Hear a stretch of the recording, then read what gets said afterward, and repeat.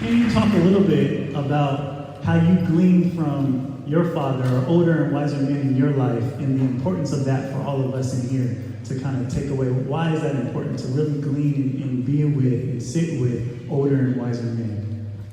There's a scripture in Proverbs that talks about not removing the posts. And another translation says not removing the pillars, and those posts and those pillars were placed there by our fathers. And so when you look at the idea or even concept of what a father is, and you see that in scripture, and you see how vital and how important they are, and God introduces himself to many as, the God of Abraham, Isaac, and Jacob. But then even in that, Jacob's father is Isaac, Isaac's father is Abraham. So you see that fathers and fathering is very important, vital, paramount, necessary. For myself, I'm fortunate to have my father, even though my father's old enough to be my grandfather. A word was given to him that, he'd have a son in these latter years, and that the son would be a blessing to him. And he, of course, couldn't figure that out or how that was going to be possible because, he's 47, 48, having another child. And it's turned out pretty well, so far. And I've learned so much from my father. And when I showed up on the scene, he was very active in ministry, a lot of traveling.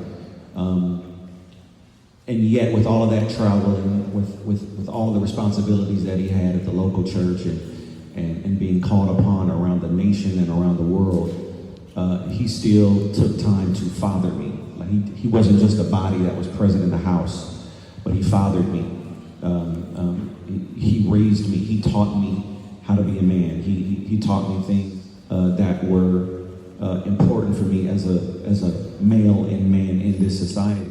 But the additional blessing was, he didn't limit it to himself. Like I'd have to say, growing up, probably the three most important men in my life were my father, and then the husband of my oldest sister. Spent quite a bit of time with him as well, and he was more of a father than a brother-in-law. So I had him, and then I had my godfather. I spent a lot of time with my godparents. And so my father, my brother-in-law, and my godfather, they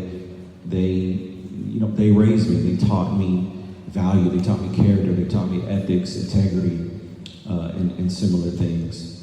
And then, of course, meeting my wife.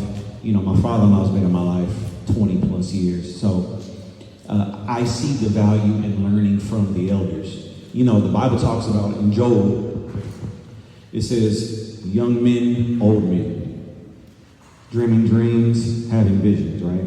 So it lets me know that there is, first off, it's not negative for someone to be old. That's not a mark against them. God clearly needs young men and he needs old men.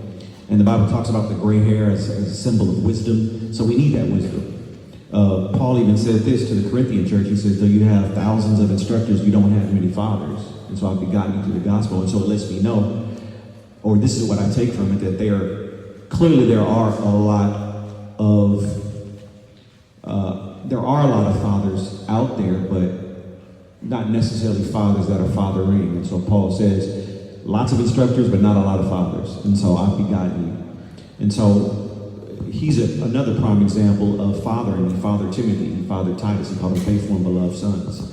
So we need those figures, and we need that wisdom, and we should never take it for granted.